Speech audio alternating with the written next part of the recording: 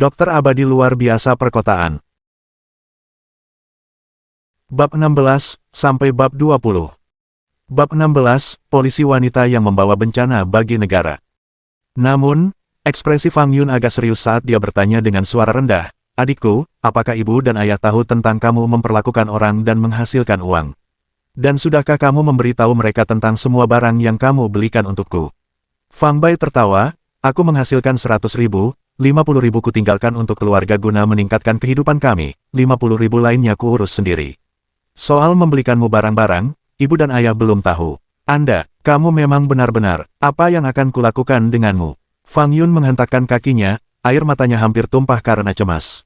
Uang yang dihabiskan adik laki-lakinya bukanlah 40 atau 400, melainkan 40.000. Jika orang tua mereka mengetahuinya, bukankah mereka akan sangat tertekan hingga meninggal dunia dan kemudian memarahi adik laki-lakinya dengan keras?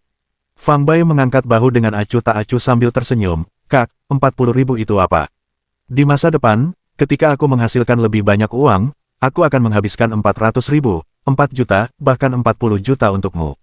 Saya ingin memastikan setiap orang dalam keluarga kita menjalani kehidupan terbaik."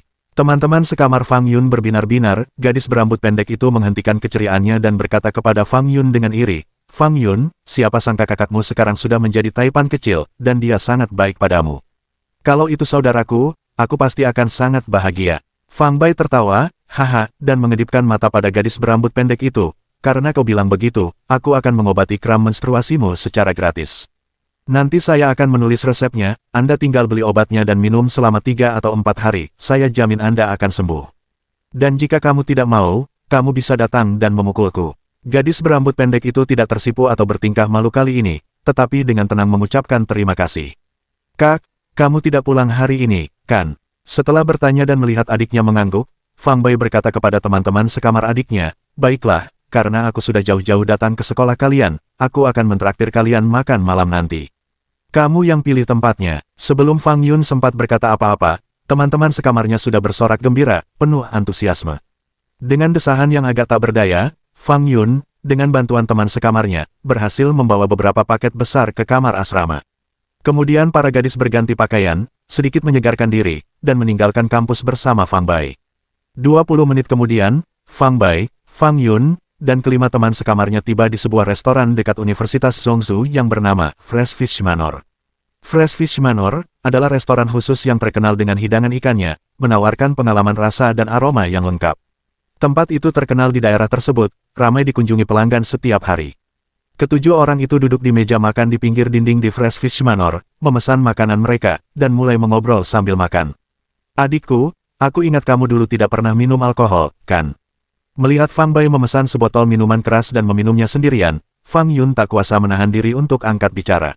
"Dulu aku masih muda, tapi sekarang aku sudah dewasa, kan? Jangan khawatir, Kak, aku tidak akan minum banyak, hanya sedikit saja." Dia bilang dia tidak akan minum banyak, tetapi dalam sekejap mata, setengah botol minuman keras itu sudah habis.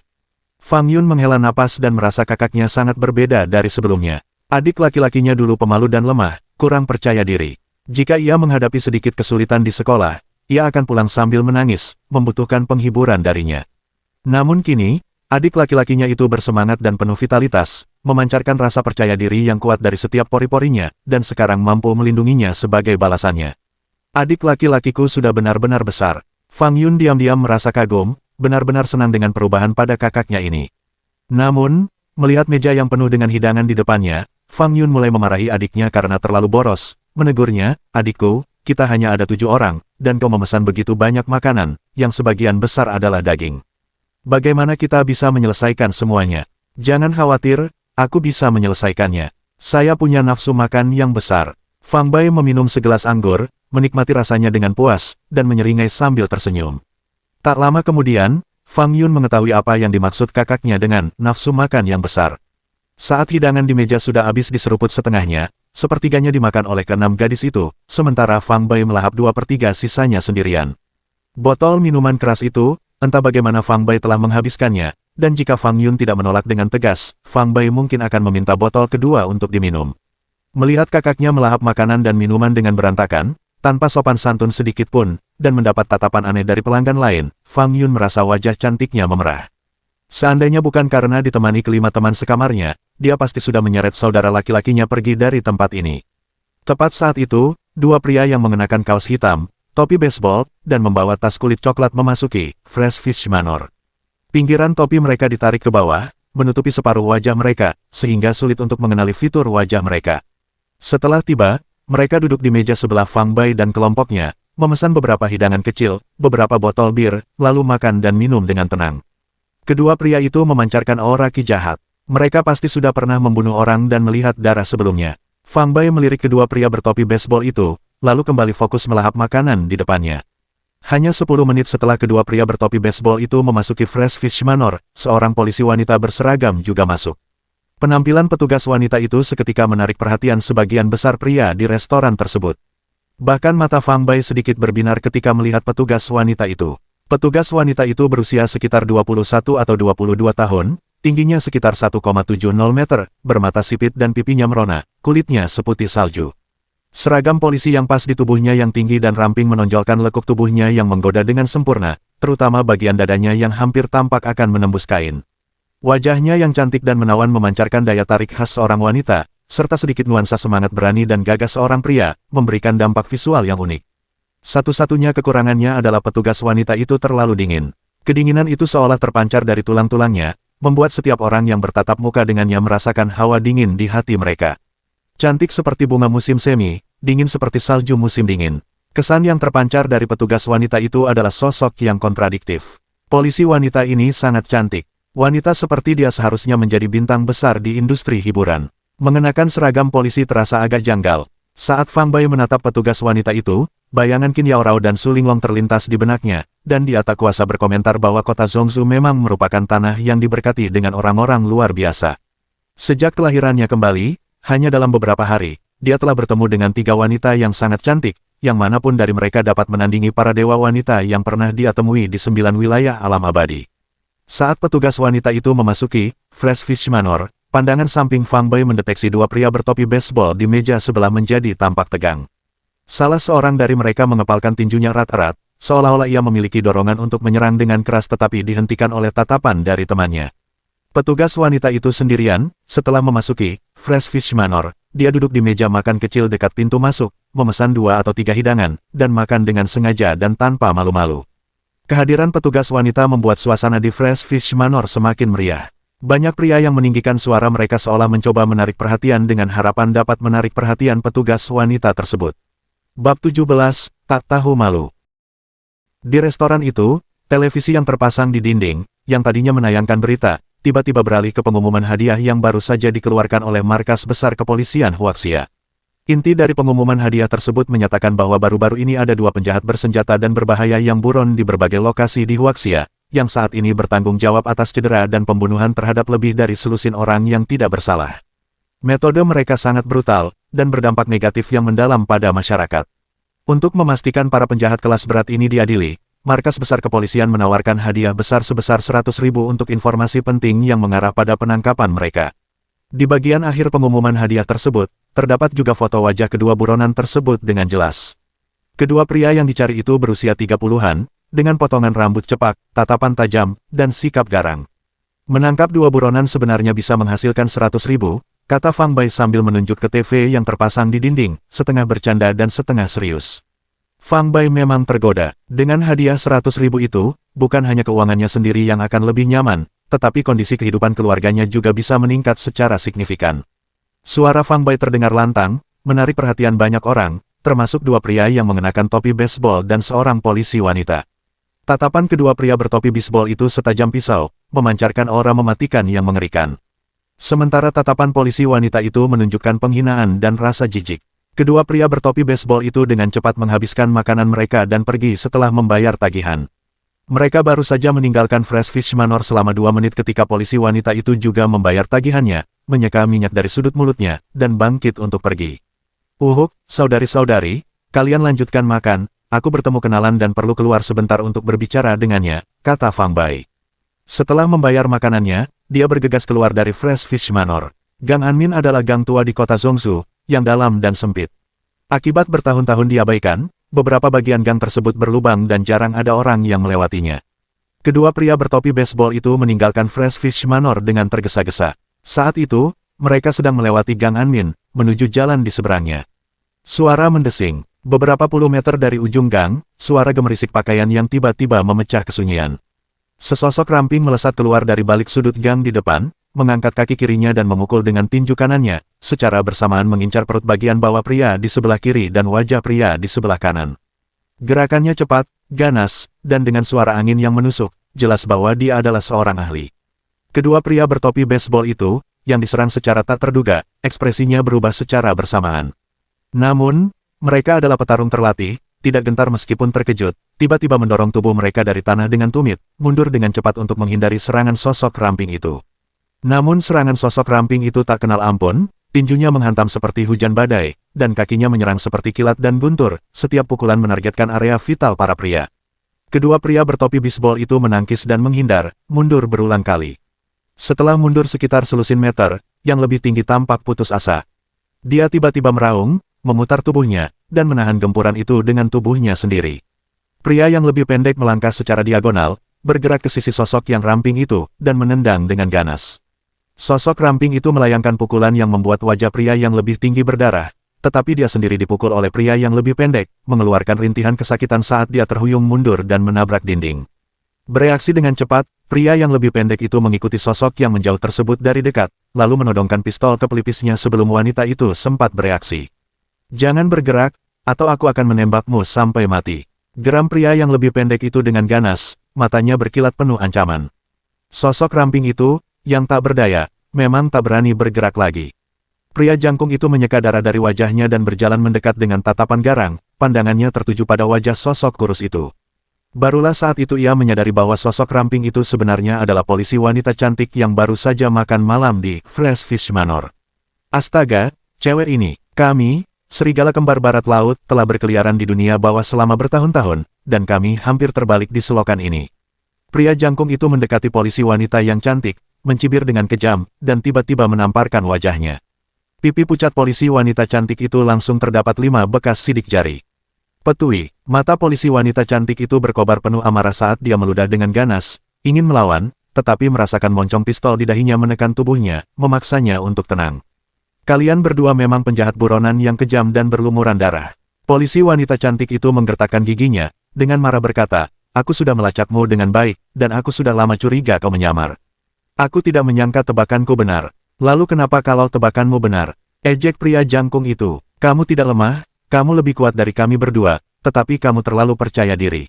Jika lebih banyak dari kalian datang, aku dan saudaraku tidak akan bisa melarikan diri hari ini." Secerca penyesalan terlintas di mata polisi wanita cantik itu saat ia dalam hati menegur dirinya sendiri karena terlalu muda dan sombong, selalu ingin meraih prestasi besar sendirian. Kini, lihatlah, dia telah jatuh ke tangan 2 penjahat buronan yang kejam, peluangnya kemungkinan besar suram. "Hehe, cewek ini punya bentuk tubuh bagus, wajah cantik, dan semangat membara, tipeku banget. Sayang sekali tempat ini bukan tempatnya, kalau tidak, aku pasti akan bersenang-senang." Mata pria yang lebih pendek itu menatap lama wajah polisi wanita yang cantik itu, tatapannya memancarkan aura mesum. "Nikmati dirimu apanya, polisi mengawasi kami dengan ketat. Kita habisi dia lalu kita kabur. Jika kamu ingin bersenang-senang, tunggu sampai kami keluar dari negara ini."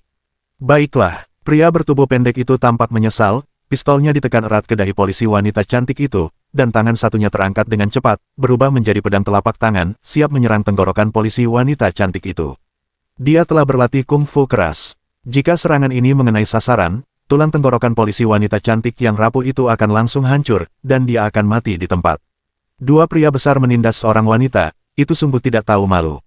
Tiba-tiba terdengar sebuah suara entah dari mana. Suara itu tidak keras, tetapi bagi pria yang lebih pendek itu, suara itu seperti petir di siang bolong, membuat seluruh tubuhnya gemetar, hampir membuatnya menjatuhkan pistolnya.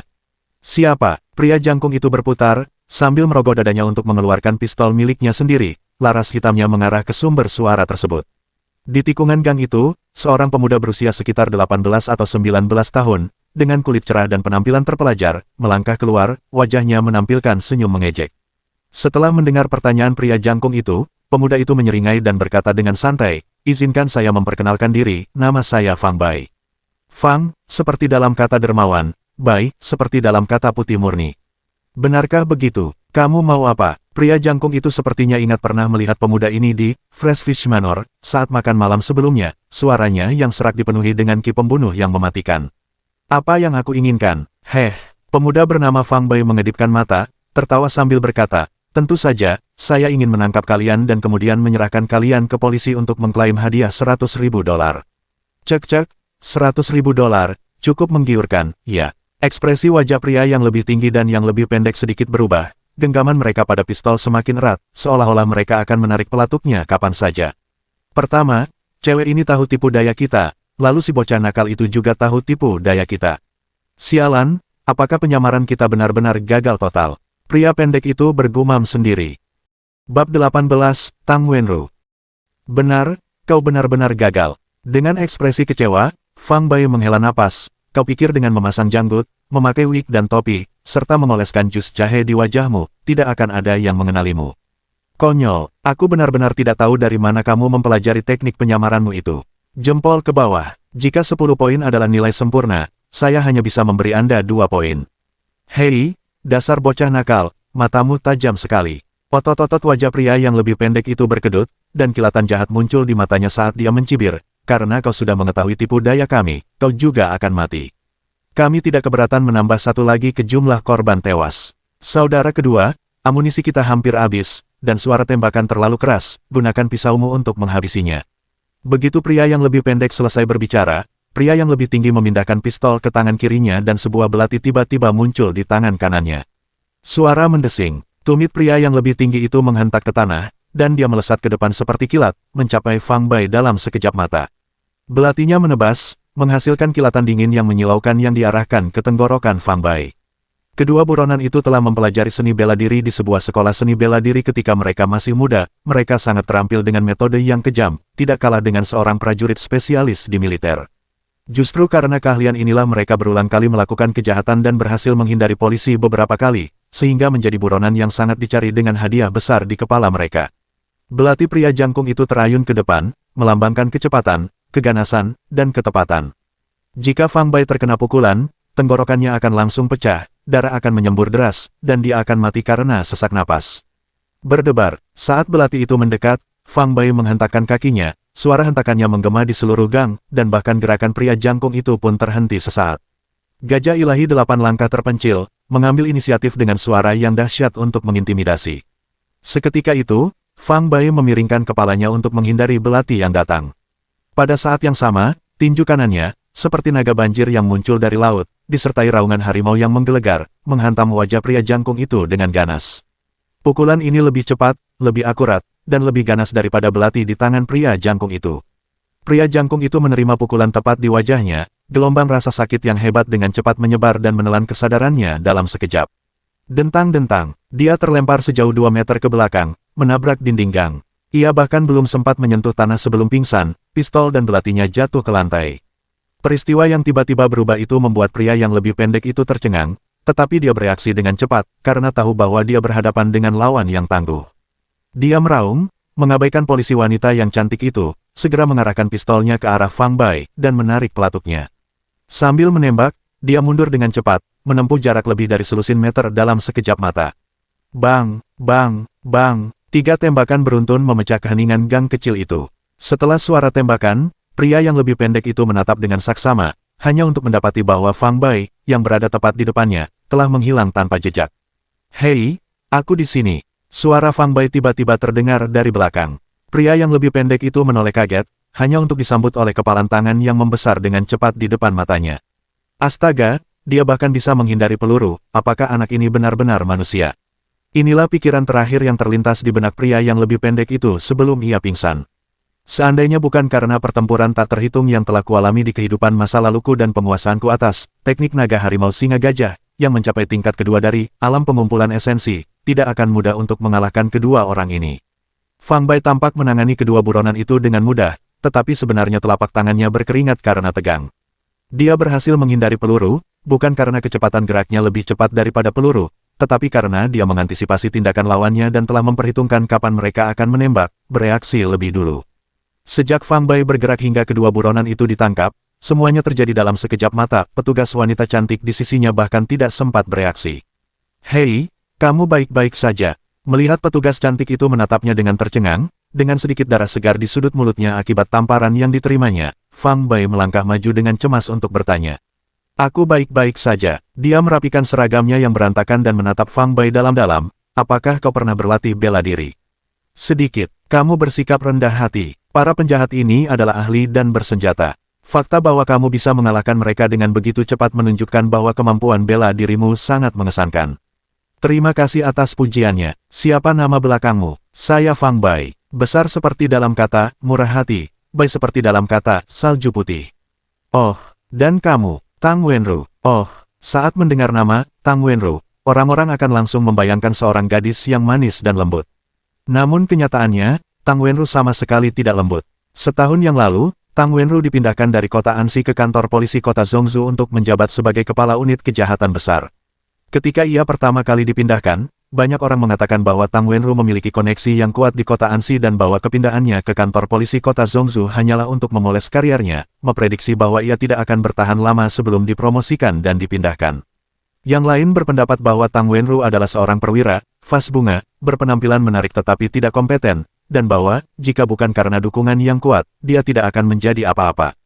Namun, tak seorang pun dapat memperkirakan bahwa hanya dalam waktu 6 bulan menjabat, Tang Wenru, dengan mengandalkan keahlian profesional dan keterampilan yang luar biasa, akan menyelesaikan beberapa kasus besar dan secara efektif membungkam mereka yang telah menyebarkan gosip tentang dirinya.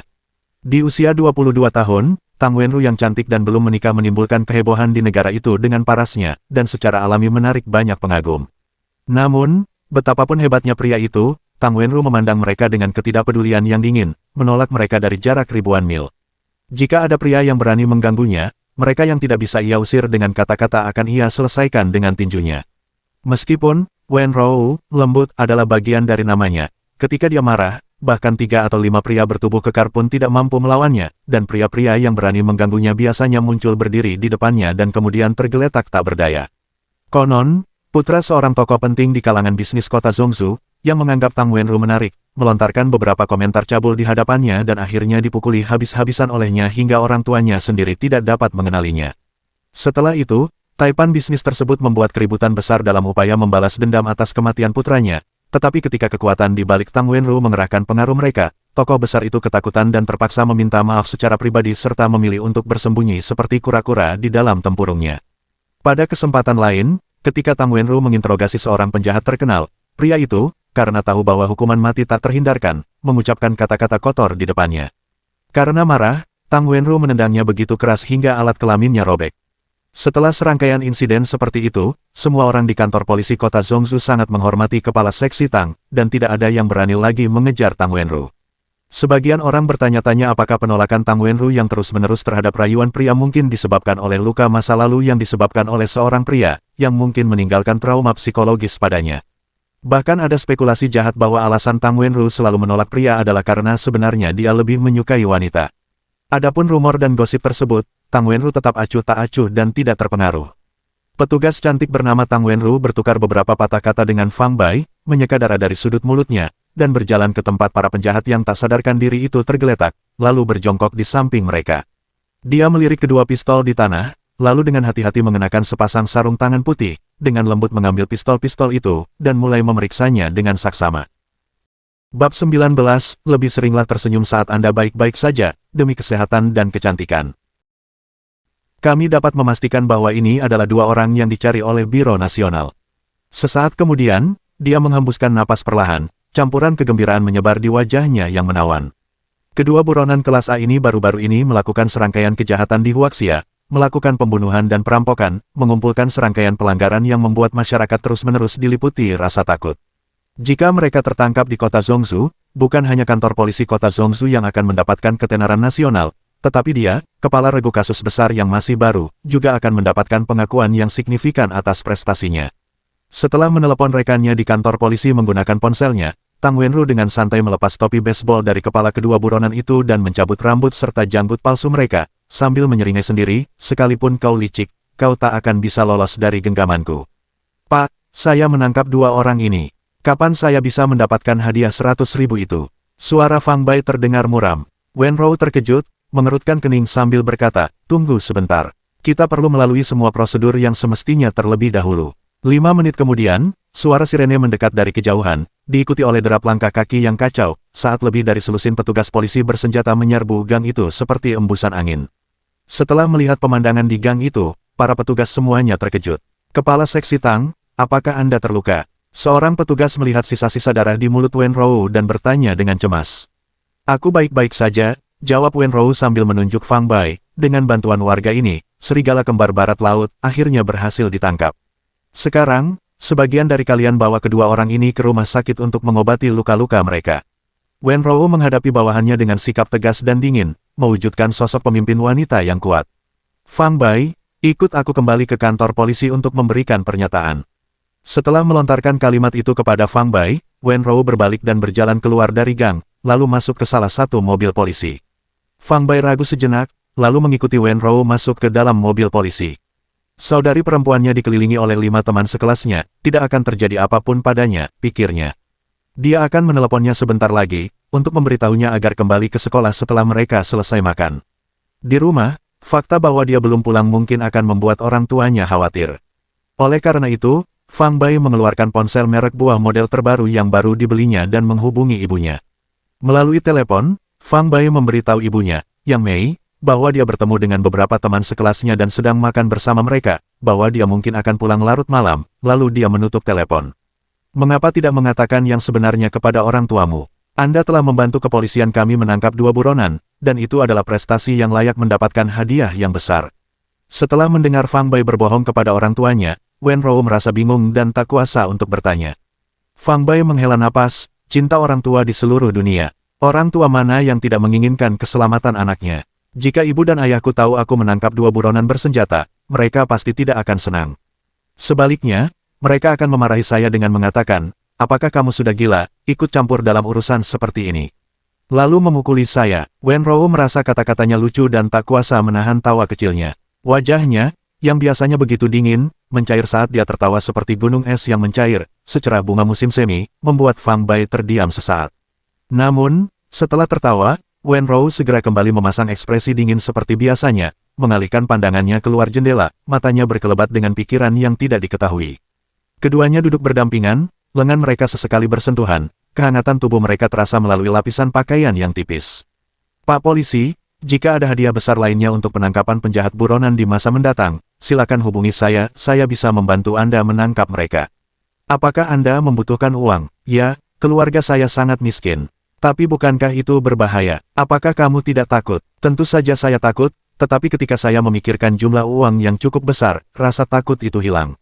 Di mana kamu belajar seni bela diri? Jika kukatakan seorang Taois pengembara yang mengajariku, apakah kau akan mempercayaiku? Aku percaya padamu. Saya sudah mengatakan ini kepada banyak orang, tetapi hanya sedikit yang mempercayainya. Itu karena mereka tidak tahu bahwa di dunia ini, sebenarnya ada banyak individu yang luar biasa dan eksentrik. Yang Anda maksud dengan individu luar biasa dan eksentrik adalah para ahli bela diri di mata orang awam. Kemampuan kungfu petugas Tang juga tidak buruk, ketika dia bertarung melawan 2 penjahat deflasi, dia sangat mengintimidasi. Aku tidak sebaik kamu, namun, tidak jauh lebih buruk. Setelah tiba di kantor polisi kota Zhongzhou dan memberikan keterangannya, Fang Bai sekali lagi menanyakan kapan ia bisa menerima uang hadiah 100.000 yuan. Uang 50.000 yuan yang dimilikinya hampir habis, dan dia membutuhkan sejumlah uang yang cukup besar untuk mandi pengobatan hariannya. Jika dia bisa mendapatkan hadiah 100.000 yuan itu, dia tidak perlu khawatir soal uang untuk sementara waktu. Tang Wenru menatap wajah Fang Bai yang agak muda dan tampan, dan saat dia melihatnya tersenyum dengan sikap ceria, bayangan pria lain tiba-tiba terlintas di benaknya. Hatinya merasakan denyutan lembut, dan secercah kehangatan yang jarang terlihat muncul di wajahnya yang biasanya dingin. Petugas Tang, kapan saya bisa mendapatkan hadiah 100.000 yuan? Melihat Tang Wenru agak linglung, Fang Bai mau tak mau bertanya lagi. Kalau prosesnya cepat, mungkin besok. Tinggalkan informasi kontak Anda, dan saya akan memberitahu Anda untuk datang mengambilnya setelah pembayaran selesai. Tang Wenru tersadar, ekspresinya kembali dingin seperti biasanya. Fang Bai mengangguk, berbalik, dan berjalan menuju pintu keluar. Saat sampai di pintu, dia menoleh ke belakang dan melihat Tang Wenru. Apakah ada hal lain? Tang Wenru mengerutkan kening. Pak Tang, sebenarnya, Anda terlihat jauh lebih cantik saat tersenyum daripada saat berwajah tegas. Lebih seringlah tersenyum ketika tidak ada yang salah, itu sehat dan mempercantik. Petik 2. Wajah Tang Wenru berubah dingin, dan dia tiba-tiba mendongak, siap untuk menyerang, tetapi mendapati Fang Bai sudah berjalan pergi dengan cepat. Sambil menatap kosong sosok Fang Bai yang menjauh, Tang Wenru tak kuasa menahan diri untuk tidak menyentuh pipinya yang seputih salju dan sehalus itu. Setelah beberapa saat, dia mengeluarkan cermin bundar kecil dari laci mejanya dan mendekatkan wajahnya ke cermin itu. Terpantul di cermin adalah wajah cantik sedingin es yang hampir tidak tampak menunjukkan tanda-tanda kehidupan duniawi. Saat menatap dirinya sendiri di cermin, sudut-sudut bibir Tang Wenru tiba-tiba sedikit berkedut. Senyum sekilas, muncul lalu menghilang. Saat Fang Bai melangkah keluar dari pintu masuk utama kantor polisi kota Zhongzhou, waktu sudah menunjukkan sekitar pukul 8 malam. Jalanan dipenuhi lalu lintas yang ramai, dan seluruh kota dihiasi dengan lampu-lampu warna-warni, indah dan megah. Fang Bai pertama-tama menelepon saudara perempuannya untuk memastikan dia dan teman sekamarnya telah kembali ke kampus, lalu dia menelepon ibunya untuk memberitahu bahwa dia akan segera pulang. Saat melewati sebuah apotek besar, Fang Bai membeli sekantong besar ramuan obat untuk dibawa pulang. Tentu saja, dia membeli ramuan obat untuk mandi pengobatannya. Kali ini, ramuan obat yang dibeli Fang Bai bukan hanya beragam jenisnya, tetapi juga lebih tua, yang akan membuat mandi lebih efektif daripada sebelumnya. Meskipun ramuan-ramuan ini menghabiskan hampir seluruh uang Fang Bai yang tersisa, yang berjumlah beberapa ribu yuan, dia sama sekali tidak keberatan. Fang Bai tahu bahwa semakin tua ramuan herbalnya, semakin baik khasiat mandi obatnya, semakin cepat fisiknya akan membaik, dan semakin besar pula peningkatan kekuatannya di masa depan. Dan semakin kuat dia, semakin banyak uang yang akan dia peroleh secara alami. Ini adalah siklus yang baik. Oleh karena itu, Fang Bai tidak pernah berhemat dalam kultivasinya, selalu menggunakan ramuan terbaik yang tersedia setiap kali ia memiliki kesempatan. Bab 20, Buah Hati Merah Api Berkobar. Setelah pulang dan berbincang sebentar dengan orang tuanya, Fang Bai menyadari bahwa mereka tidak menyebutkan 40.000 yuan yang dia habiskan untuk adiknya, yang menunjukkan bahwa adiknya belum memberitahu mereka tentang masalah tersebut. Fang Bai berpikir ini adalah yang terbaik, karena itu berarti dia tidak perlu membuang-buang waktu menjelaskan dirinya kepada orang tuanya. Setelah orang tuanya beristirahat, seperti yang dilakukannya malam sebelumnya, Fang Bai mencincang ramuan herbal, merebus air obat dalam bak besar, dan menanggalkan pakaiannya untuk mandi obat, menggunakannya untuk membersihkan sumsum tulangnya dan mengeluarkan kotoran dari tubuhnya. Saat mandi, Fang Bai mendapati bahwa cairan hitam yang dikeluarkan tubuhnya jauh lebih banyak daripada kemarin, dan dia dapat merasakan peningkatan yang jelas dalam berbagai aspek tubuhnya. Memang, semakin baik kualitas ramuan yang digunakan, semakin efektif pula mandi pengobatan tersebut. Dia melanjutkan rutinitas ini hingga tengah malam sebelum kembali ke kamarnya untuk beristirahat. Tentu saja, istirahat Fang Bai bukanlah tidur nyenyak seperti orang biasa, melainkan sirkulasi senyap dari teknik naga harimau singa gajah, yang membawanya ke keadaan kultivasi yang luar biasa. Dengan cara ini, Fang Bai hanya perlu beristirahat selama 2 atau 3 jam setiap hari, yang cukup untuk tidur semalaman penuh bagi orang normal. Itulah salah satu keuntungan menjadi seorang petani. Keesokan harinya, saat fajar menyingsing, Fang Bai memeriksa teratai emas 7 daun, yang ditanam di sudut tembok dan merasa senang mendapati tanaman itu telah berakar dan mulai tumbuh.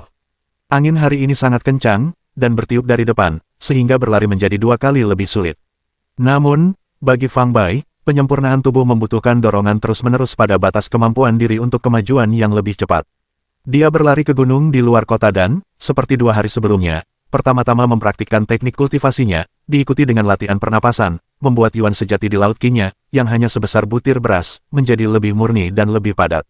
Karena hari itu minggu dan tidak ada sekolah, Fang Bai memutuskan untuk berkeliling gunung untuk melihat apakah dia akan mengalami kejadian serupa seperti saat dia menemukan teratai emas 7 daun.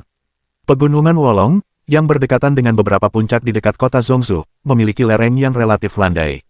Saat cuaca bagus, banyak warga datang ke sini untuk jalan-jalan dan bersenang-senang, sehingga menyulitkan pertumbuhan tanaman herbal langka. Penemuan teratai emas 7 daun oleh Fang Bai merupakan sebuah keajaiban. Fang Bai mencari ke sana kemari di puncak-puncak terdekat tetapi tidak menemukan sesuatu yang istimewa, jadi dia mengikuti jalan setapak pegunungan yang terjal lebih jauh ke dalam gunung.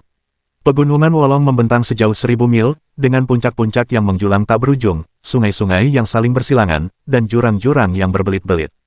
Hutan di dalamnya rimbun, dan bunga serta tanamannya berlimpah, surga bagi berbagai hewan liar. Saat Fang Bai berjalan dan mencari dengan teliti, dia tidak menemukan ramuan khusus dengan esensi spiritual, seperti teratai emas 7 daun, yang mampu menyerap yuan sejati langit dan bumi dengan sendirinya, yang membuatnya agak kecewa. Sekitar pukul 8, karena merasa sedikit lapar dan tidak ingin pulang dengan tangan kosong, Fang Bai mulai berburu burung pegar dan kelinci liar di hutan untuk dipanggang dan dimakan. Burung pegar dan kelinci liar berlari sangat cepat di hutan dan sangat sulit ditangkap, tetapi Fang Bai mengaktifkan Yuan sejatinya dan mengerahkan seluruh kekuatannya untuk menggunakan teknik gerakan naga melayang ke langit dari teknik naga harimau singa gajah, bergerak lincah seperti naga banjir yang melayang di langit, kecepatannya bahkan melampaui kecepatan makhluk-makhluk cepat tersebut. Hanya dalam waktu setengah jam, dia dengan mudah menangkap beberapa burung pegar dan kelinci liar. Meskipun dia tidak memiliki garam atau bumbu, daging buruan dari pegunungan itu segar, empuk, dan lesat. Setelah dipanggang, Fang Bai tetap merasa sangat puas saat memakannya. Setelah rasa laparnya terpuaskan, Fang Bai melanjutkan perjalanannya. Semakin jauh ia memasuki gunung, semakin berbahaya jalan yang harus dilalui. Jika orang biasa yang berjalan puluhan mil di jalan pegunungan, mereka pasti sudah lama kelelahan.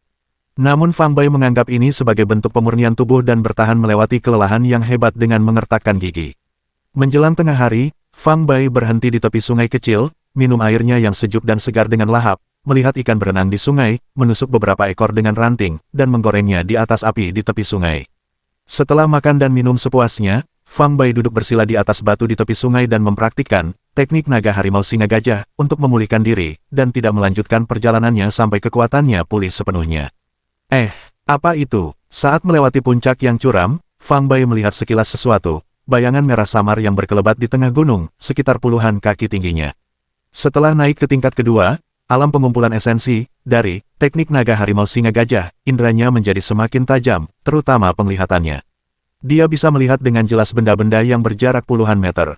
Berdiri di kaki gunung, dia mendongak ke arah bayangan merah itu dan tak kuasa menahan rasa gembira.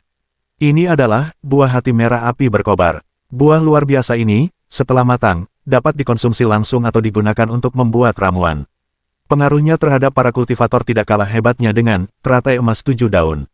Fang Bai menjulurkan lehernya untuk menatap buah hati merah api berkobar, yang bergoyang tertiup angin, hampir melompat kegirangan. Daun dari buah hati merah api berkobar memiliki bentuk yang unik dan berwarna merah menyala, seperti nyala api yang berkobar, sedangkan buahnya sendiri berbentuk hati, berukuran sebesar telur merpati, dan tampak sangat halus dan lesat. Setelah mengamati, Fang Bai memperkirakan bahwa buah hati merah api berkobar masih membutuhkan waktu cukup lama untuk matang.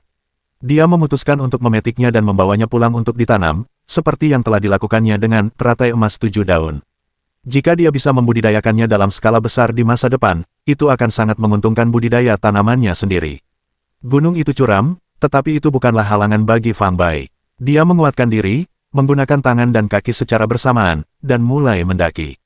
Ketinggian beberapa puluh kaki akan ia capai dalam beberapa menit.